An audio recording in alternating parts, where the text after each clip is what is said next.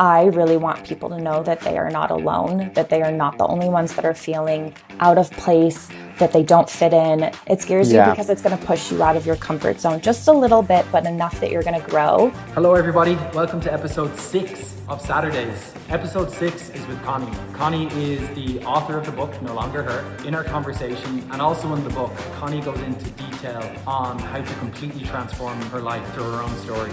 So everything from her relationships to finding home to changing her career.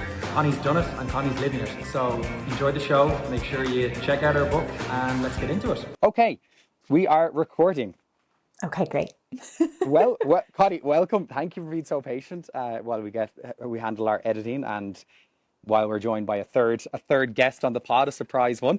The cutest new guest, obviously, who's going to be the star of the Yes, show. this is it. This is Hazel. Hazel is joining us today. She asks the hard-hitting questions, Connie, the ones that I'm afraid to ask. Hazel, I'm ready. Give it to me. Hazel, okay, here we go. Okay, she's gonna take a breather for a second, give me a sniff, and then she's gonna come in. She's the Oprah Winfrey of interviewing. I'm ready for her. Okay, so she'll be sitting beside me. If I'm moving at any time, it's because Hazel likes to be evil Knievel and jump off the couch. Understandable. She needs to explore the world. She's young. Absolutely. Speaking of exploring, I know you've done lots of that, Connie, and you've had an incredible life. Mhm. From what your friends have told me about you, from what I've seen on your own socials, and what you've written now as well. So, welcome to the podcast. Welcome to Saturdays. I'm so excited to get to know you over the next 30 minutes and to take it from there. Thank you so much for having me, Patrick. Yeah, I can just dive right into it. Love it, please. Um, I grew up in Chicago. I never thought I was supposed to be in Chicago. At the very young age of 4 years old, told my mom that she needed to move me to Europe. Okay. Obviously, that did not happen. I stayed in Chicago. I went to school a couple hours outside of the city and never actually traveled. And Okay. once I graduated from university, I Age 6. realized, yeah, you know, Yes. Time flies. Yeah, you're a very smart exactly. person. Yeah. Once I graduated from university, I decided that I was ready to travel. I actually had the money to do it, I had the freedom, and I started booking trips. And I was in a relationship with my college boyfriend at the time. And Okay. I asked him, I was like, hey, I really want to go to Europe for a couple of months, but obviously I can't do that with a corporate 9 to 5 job. Mm. What do you think about me quitting and we could go travel for a little bit? And he looked at me and he's like, well, I would break up with you. And I know. What? Yeah. I was like, okay. Well, being the good Midwest girl that I was raised to be, I said, okay, then I will pocket that dream and Oh I'm going no. to save this relationship. A year later, we had been dating for about 5 years at this point. He ended up Okay. cheating Okay. on me Right. and I broke up with him and then I started traveling.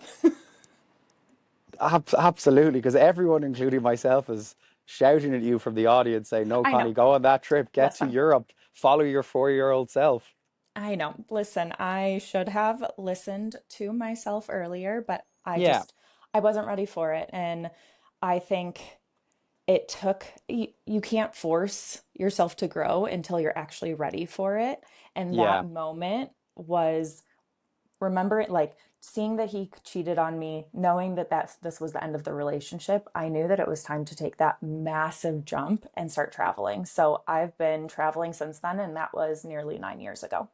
Wow. On your Instagram though, I saw retired nomad. Is that are That's you in coming out of quotes. retirement? Oh, it That's is in enclosed. quotes. Okay, okay. There's I didn't see the quotation marks. Okay. What's the caveat? Here's the thing. I don't think I'm ever going to be a fully retired digital nomad. Obviously, I was born in the United States, so that's Yeah. always going to be quote unquote home. Mm. But right now, I'm living in Brazil. I like to spend a lot of my time in Costa Rica, and I still have this crazy goal of seeing every single country in the world. So yes, I'm like more of a settled digital nomad, but Okay. I will still always travel. Okay. So So 9 years, you have a goal to. I have to ask. You have a goal to visit every single country in the world. What number are you on right now? I'm at 42. I have a lot to go. I keep returning to the places I love. Costa Rica, for example, I've been going Yes, every year since gotta love 2021. it. That's where I'm. I'm in Santa Teresa, hanging out with Hazel here.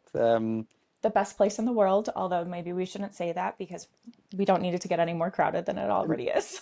No, don't definitely don't come to Santa Sorry, Teresa. worst place in the world. Don't Yeah, go. the skies are too blue, the waves are too good, the beaches are too. It's just it's The not it's not community it's is not is for anyone. terrible. Like it's terrible. Just don't go. Yeah, yeah, just don't go. Actually, I forget where I even am. Anyway, Anyways.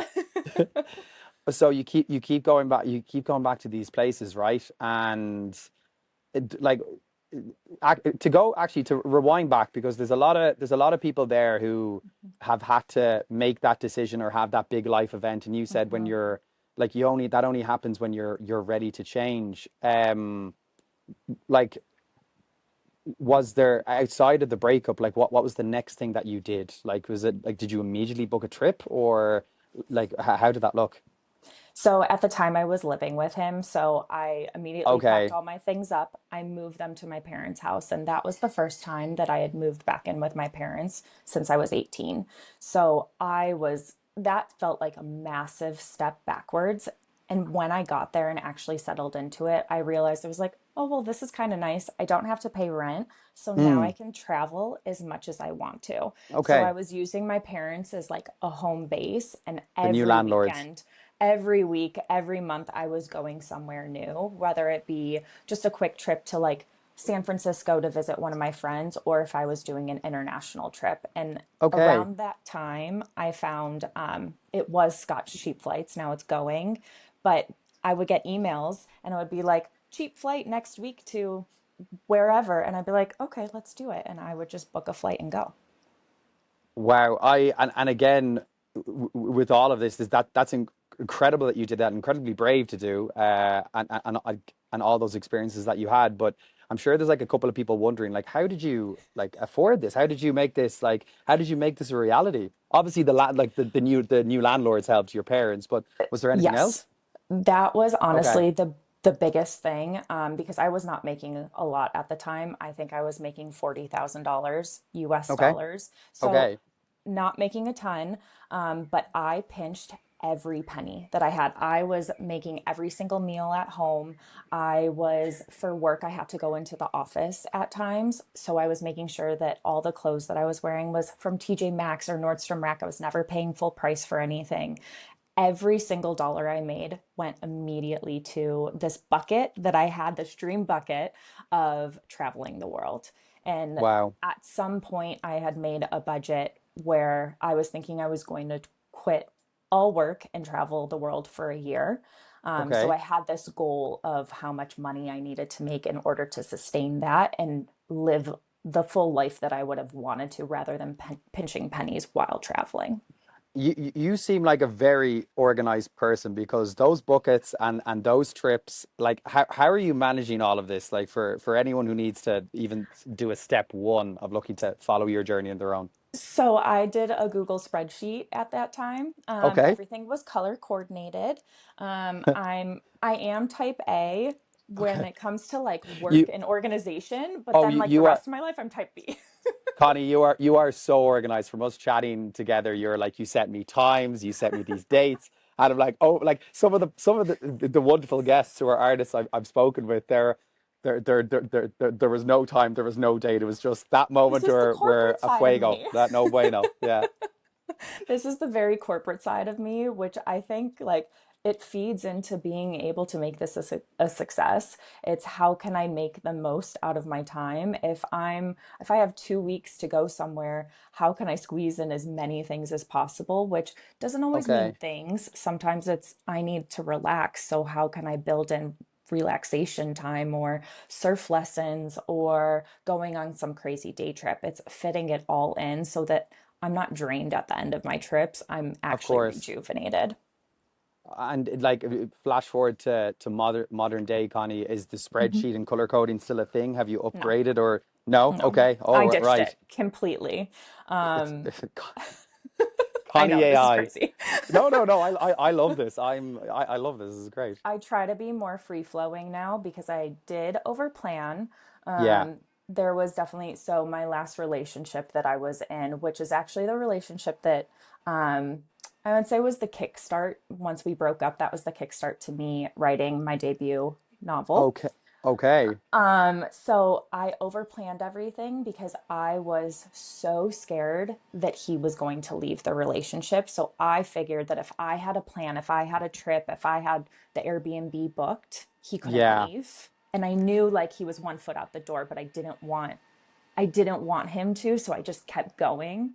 And once I Yeah. got out of that relationship, I was like, okay, it's fine to have a couple big plans, but what about the magic? How do you find magic if everything is overscheduled? And so I've Yeah. done a not a 180, but I've balanced out a lot better. Oh, it's interesting because like again, the biggest reason I started Saturdays was because like my life changed massively, Connie, as well. I was in a long-term relationship. I was married for a bit, and like all of that went in last year. And it is those pivotal moments where you're like, okay, for me, Connie, it was like, okay, if I'm gonna live the life that I feel and dream I want, like now's the time. There's like if there was ever a time in my life and the universe, this was it. So it's interesting that your first relationship when you first traveled and then the second one kind of have led to like the person that you are now and those big inflection points. Absolutely. And I think my relationships, because there's one more in between those two, I was also married and I'm also Okay. divorced. I didn't know. So, Oh, I didn't know that actually from okay. so from each of my relationships, I have garnered one massive life lesson, and that has Yeah. shaped me into the person that I am. And the book that I wrote that got published in January, that details it's this beautiful blend of me finding myself through my relationships as I'm also traveling the world and finding myself in new cities and new towns and new countries and new cultures, and how those two blend together to create the person that I am today and to Yeah. remind myself. I think sometimes we get so stuck in this is what my goal was, this is what I said I wanted to do. And once you get Mm, there, you're like, maybe that isn't my goal anymore. Maybe it changed somewhere along the way, but you get so scared of allowing that change. And yeah. change is so important. We wouldn't be who we are today if we didn't allow ourselves to change. Growth is what makes us become. And if we don't allow Absolutely. that, then what's the point of life? Like again, even for these, like maybe people haven't had, and thank you for sharing, by the way, this whole like being scared to make that change is the whole ethos of the podcast, and the message of Saturdays. But if there's people out there who maybe haven't had those like big life moments and they don't know where to start, was there any sources of truth, if you will, that you went to, like maybe therapy or books or people? Like, what did that look like? Absolutely. I'm a big advocate of therapy. Me too. I don't go to it consistently because I Mm, think that I need to go to it for chunks of time. I dive through what I need to and then I apply it to my life. And then okay. after I've hit that point where I'm like, "Oh, I'm feeling a little stuck again. Let me go back and see what's keeping me there."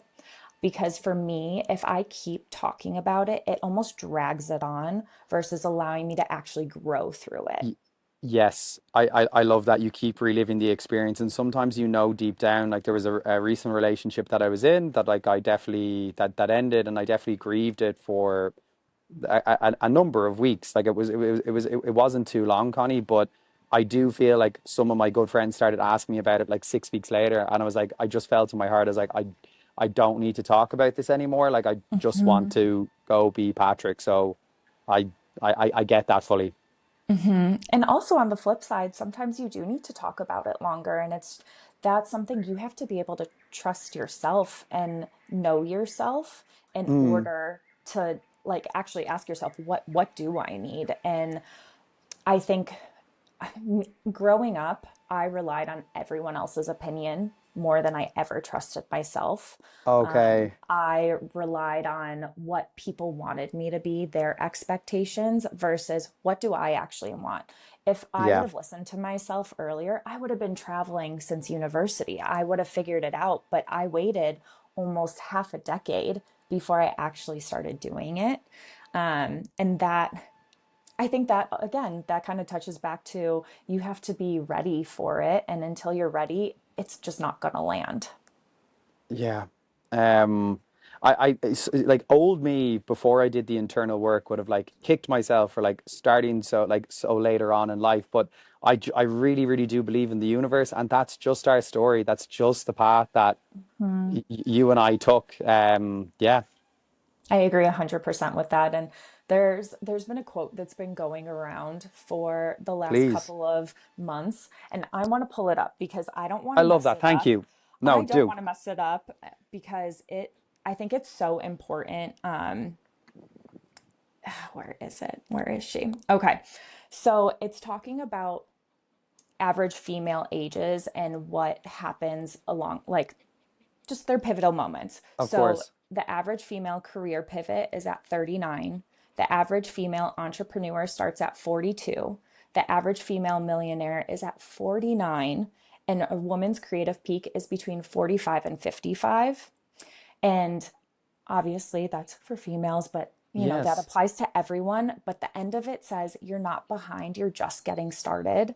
And I think we look at some of like the biggest millionaires and billionaires in the world, and they have this crazy story where they started their company at 16 or they had this Yeah. idea when they were 20.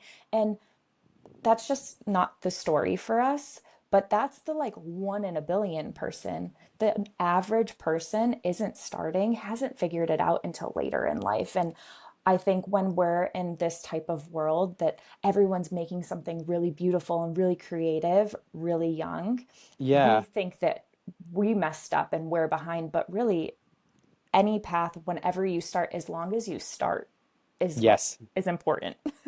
Go do the thing. Hmm. This, like, even before I knew this was the year of the fire horse, like I knew coming into January, I was like, instead of the year, I'm a big planner as well. I don't think I'm as organized as you, Connie, but I used to write lots of lists, and I maybe it could be the same with you, but even the way you were like in that final relationship, you knew it was going to end, and you tried to control the controllables of planning the best trip. Like Hmm. I did the same thing with our final trip, and I knew, in your heart something's coming. Um, so like it, no matter what stage you are, that like to start your journey, just start. So this year was just a big thing about doing. So instead of like thinking about this podcast or thinking about a new Hmm. idea or thinking about staying in Santa Teresa, I was like, just go do. And if you fail, it's not failure. Doesn't even That's not even the word anymore. It's just I went and did, and I'm doing it. Yeah. Exactly. And I think it's the fear gets in the way of starting something new. And it's just, can you just take one step to starting it? And then if you Yes. don't like how that step looked, then you edit it. It's not trying to get it perfect from the get-go, because if you're trying to get it perfect, one, nothing can ever be perfect. And two, then you're never going to start.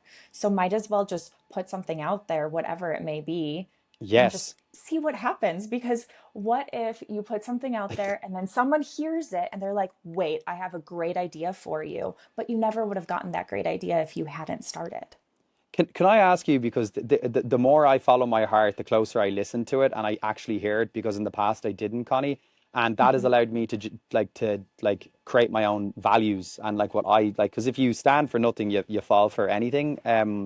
And like if there's it, have you would you is there any pillars or values that like you really stand behind with what you do yourself?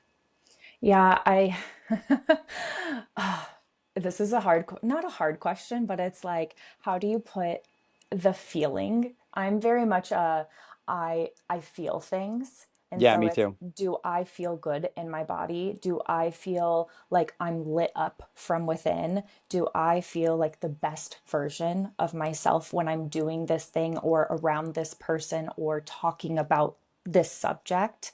And if Mm, not, then it doesn't align with my values. But if I can walk out of something, even if it was an incredibly hard task, with a smile on my face and say, Mm. I did a damn good job with that, or I feel really good about what happened there, then I know it's not aligning to my values. Amazing. And again, if you had said this to me 4 or 5 years ago, I would have said I had values like I'm a hard worker or I'm Hmm. resilient, and like I just didn't know.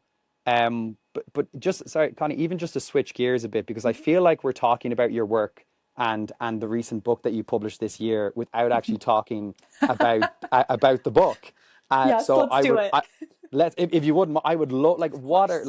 like tell me about the book. Tell me about like when it came out. What's it about? I'd love to know more. So in September of 2024, I went through this breakup. It absolutely shattered me. I, Yeah.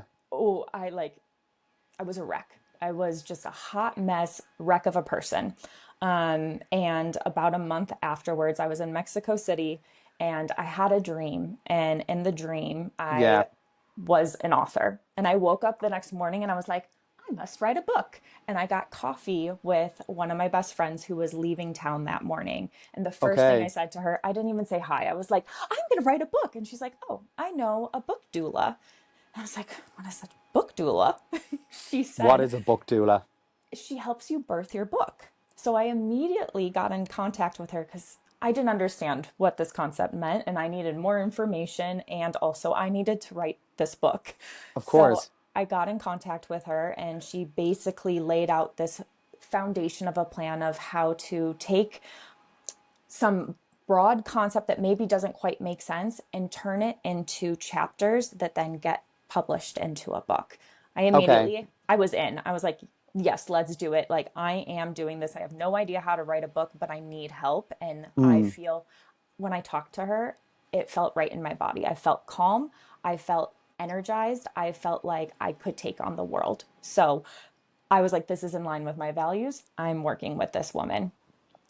So then in over a couple months, I had to concept the book, and that took longer than I thought it would. But For then sure. I got to Santa in February of 2025, and Okay. I wrote the entire book February and March, and then half of April. That was the first draft. I gave it to my editor. And then I edited the book throughout the summer of 2025 and then started marketing in September of 2025 and officially Okay. published this last January. You are so organized. Wow. Mhm. That is how to write a book by Connie 101. No, this was all my book doula. I cannot take any credit for this.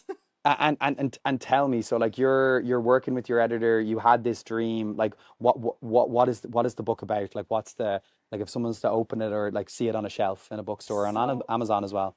yes, it's on Amazon, it's on my website, and it will hopefully be my dream is for it to be in all of the airport bookstores Love because it. it's a book about traveling. It's a book about finding yourself. And when I first started writing it, I thought it was going to be me working through my grief of the recent breakup and Yeah. how the grief of all my past relationships really fed into the person that I am today. And Okay. it was part of that. It's also part travel. So it was this beautiful blend. But I ended up I had 15 journals over the last 9 years of traveling. I took Okay. them. I have word for word journal entries throughout the book. So it details out my entire vulnerable, raw, sometimes very chaotic, very scary to share with the world Yeah. inner process of everything that happened over those years of traveling and how there were moments where on social media I looked like I had it all together and Yeah. I was traveling the world and I was seeing these beautiful things and meeting these beautiful people, but really I was a wreck inside and I had no idea who I was I've had that. and how I was running from myself. And once I actually decided to sit with myself and also sit in a place a little bit longer, I was able to actually meet myself and then trust myself more. And that journey is really about finding myself and how I can trust myself more. Wow. It's interesting you said that about all of like the beautiful 42 places, countries that you've been. There's this really good quote. It's like, no matter where you go, there you'll be. So like your internal Hmm. self will always be there. I've been surrounded by the nicest things and the nicest places in the world.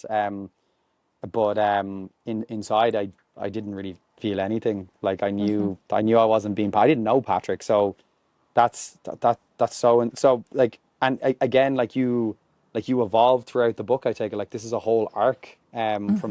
from that first journal to the, do you still journal today? Is Of this course I do. Every day. okay, how do Every next day. question. Yeah. Sometimes I will say I think people get overwhelmed when I start talking about journaling. Sometimes I it's literally one line that I write down, or it's one word of what I want to embody for that day, and sometimes pages come out. I think it's the Mm, consistency with it. It's like going to the gym every single day. absolutely. If you want to be healthier, you have to eat right, you have to go to the gym, you have to do the things that nourish your body. Um, Mm, with journaling, with finding yourself, with knowing yourself, it's you have to have that same consistency. And that I for do sure. that through journaling. I'm the same. I write every morning. I used to, maybe even similar to you, I used to put myself under pressure to like write three things I'm grateful for, and it's kind of structured. I just let it free flow. Sometimes I draw, and Same. it's yeah, like and I don't know when you journal or write yourself. For me, it's the morning before Same. like the world wakes up, and Mhm. it's just it's a nice way to kind of liberate yourself and give yourself a good flow for the day. Exactly. My flow is I'll take my dog on a walk. So maybe this will be your new flow because Hazel might need to go to the You, bathroom before. Oh my gosh. you want to go on a She's walk, Hazel? she's like, nah, I'm gonna take a nap here. No, I'm good. I'm good. She's got a few questions that you don't want to ask any questions, though. Okay. She's She's like, actually no. listening intently. Yeah, she's like, I am taking it all in. I'm learning. Okay. Oh, she's so happy. Sorry. So you got distracted by wonderful Hazel. Is No, there? it's I hard. did. So you that your morning is like you wake up, you start your day by taking the dog for a walk. Yes, so we go on a long walk. We have to do at least a mile because I have a small dog. She's 8 pounds. Her name is Lou. But this girl, she's a walkaholic. She must walk at least 20,000 steps a day. If we were back in Colorado, because we called that home for a little bit, we have to hike at least 3 times a week. Wow. She's done 10 14ers, which are mountains that are over 14,000 feet. And Go I on, don't Lou. carry her. I don't carry her. She just She prances up carries the you. mountain. Hmm. Yeah, Yeah. unfortunately. She does show me up. But you know what? I'm honored to be showed up by a cute little dog like that. They're amazing companions, aren't they? Like yeah, I'm very they're lucky to such, have her. yeah. And again, I could talk about dogs all day, considering my new life change yesterday.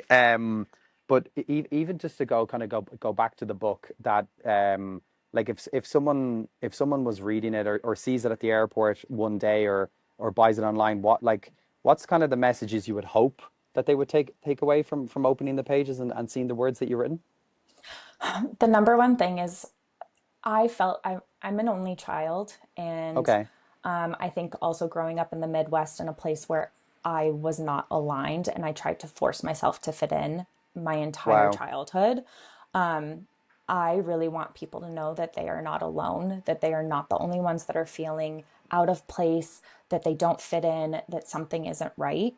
And from that, that they can always make a change. And even if they make a change and they decide they want to go live somewhere else, for example, and they end up not liking it and they want to go back to where they were, they're allowed Mm, to do that. yeah. It's taking the chance on it that is so important, because one day you're going to be older and you're going to be thinking back to that time where you wish you would have made that move, or you wish you would have taken that other job, or gone out on that date, or whatever Yeah. it is. And you're going to be thinking, what if? And I never want to get to a point where I'm thinking, what if? Because then did you really live your life, or did you just live someone else's? Did you live out someone else's expectations for you?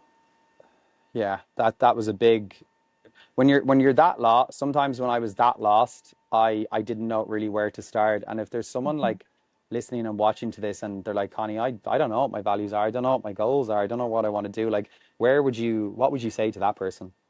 It's start with the small things. What makes you happy each day? Is it a Yeah. certain meal? Is it a certain walk that you go on? Is it a friend that you talk to most days? It's where do you find those little bits of joy? And then how can you build on those?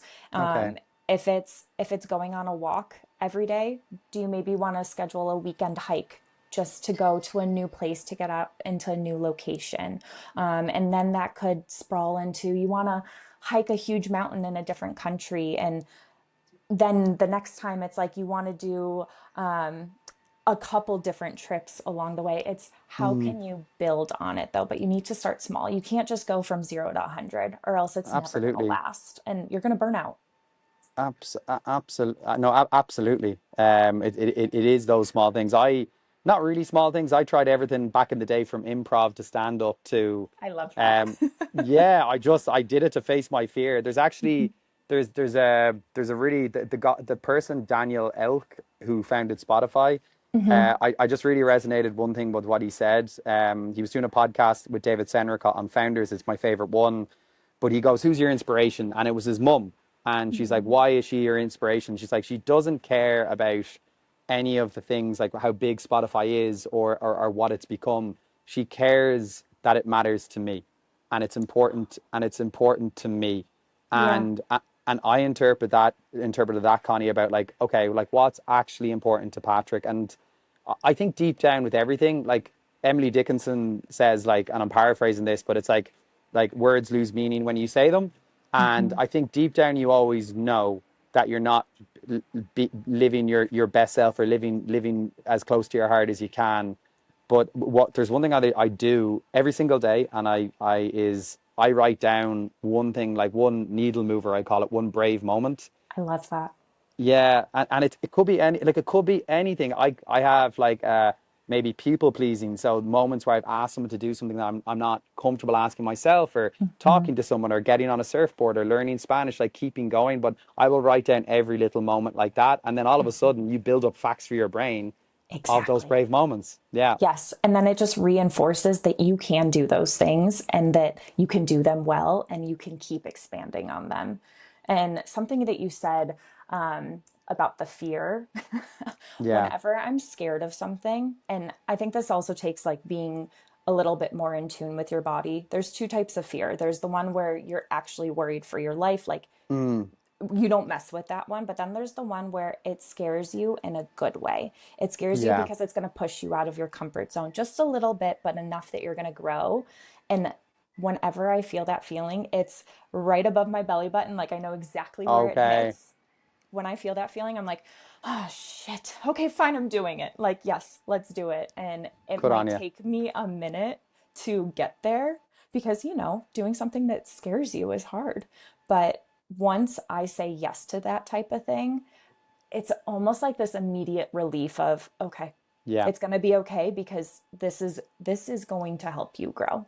So I'm 100%. all for doing things that scare you a little bit. I love that. And it kind of like first off, it's been amazing chatting to you as we kind of come towards the Likewise. end, and meeting you as well, Connie. Like looking at the rest of your year, like what is you talked about the dream of having that book in an airport. Like Mhm. looking at the rest of the year for you, Connie, like what would you like to do or go? So part of my big goal for this year is turning Brazil into my second home base. So I am in the process of getting my digital nomad visa Okay, here, which is really exciting. And then I'm going to Burning Man for the second year. That I'm kind of that person that I'm doing like 10, 20 things all at once because I thrive in chaos, to be completely honest. I'm Obviously. there. I'm there in the chaos camp. Don't worry. I just my Obviously. I just mine is a bit less color coded. But yeah. The color coding is pretty okay. I don't know what to tell you. It is. I'm not knocking it. I want to see it. I'll show you. Don't worry. Good I stuff. got some nice stuff to show. You got So, some notes. I'm going to Burning Man for the second time, and I always wanted to be a fashion designer when I was a kid. So I'm tapping Awesome. back into that. I'm going to design school. And I am designing a couple of my outfits this year. And then for 2027, I want to do a small batch collection. And then, Wow. while doing all of that, I am also working on pushing my book. This is obviously my debut memoir. I've never written a book before. I had no idea what I was doing before this. I worked in marketing, like political marketing. Like this is could not be further from writing a book about travel. It's not Burning Man. Okay, No, right. Yeah. No, not at all. no. So I'm looking at this book as a marathon. This Okay. is I would have loved for it to come out the gate and be a New York Times bestseller that first week, but that's not Yeah. realistic. And I have realized that if I can put small, consistent effort into it over the next year or two, I know it's going to turn into something because I know what I have put into that book is going to change people's lives. And I know that it Awesome. can touch all different kinds of people. So I am doing small steps along the way, and seeing what that provides me. We may have found the title of this podcast. It's something with small steps. Because Perfect. I love that is it. it. That's I it. love that. I think that's the title. Connie, it was so good talking to you. Hazel, Likewise. she hasn't been quiet all day, so you've calmed Hazel. So I really appreciate that. Of course, this is what I'm here for. Again, I'll send all of this stuff to to the editor that I'm working with, and then Perfect. I will send you a note when it comes out in a couple of weeks. Awesome. Thank you so much, Patrick. This was great. Likewise, thank you again for coming back to me on Instagram, Of and course. that's all about doing the brave thing and shooting your shot. Because again, a lot of the guests I've heard from people, Connie. So I'm really glad that people put me in touch with you and put me in front of Ah, yourself. thank you. Honored. Great. Okay, perfect. Thank you for coming on Saturdays, and it was wonderful to meet you. Nice to meet you too. Bye. And just bye bye. And here we go, Connie. I'm going to stay online.